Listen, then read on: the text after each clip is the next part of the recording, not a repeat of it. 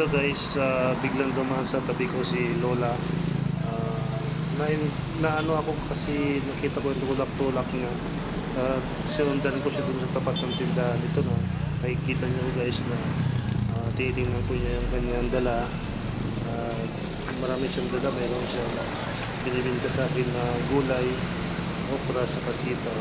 Hinawakan ko na yung plastic. Ito, nagano kami dalawa, nag-uusap kami. Hindi na ko yung gulay niya. Kita nito guys, hinawakan ko yung gulay, okra.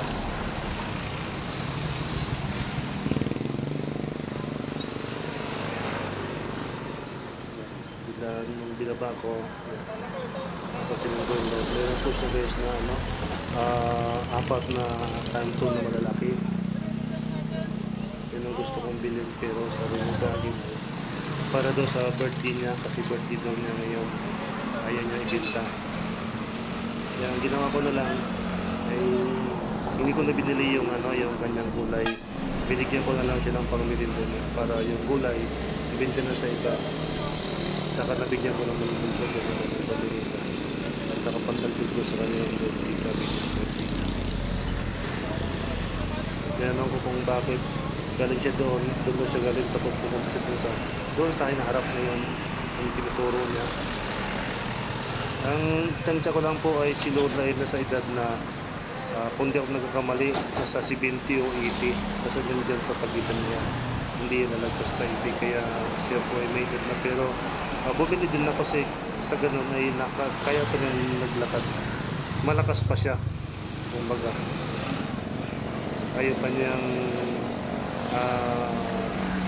huminto sa bahay. Gusto nito palaging maglakad para mag-success.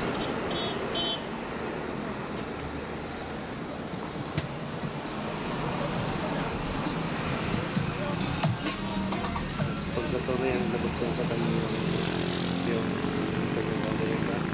kasi yun naman po yung tulong niya sa akin sa pag-uwat niya sa aking mga video. Yan, i-share ko din po sa mga iba, kasi ito yung mga ating sahod dito ay kailangan na siya din natin sa iba para malupang.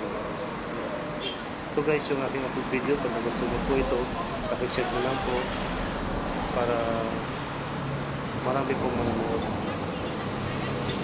Maraming salamat din po sa nag-share, sa nag-watch, lahat ng mga sumusuporta sa Aromas.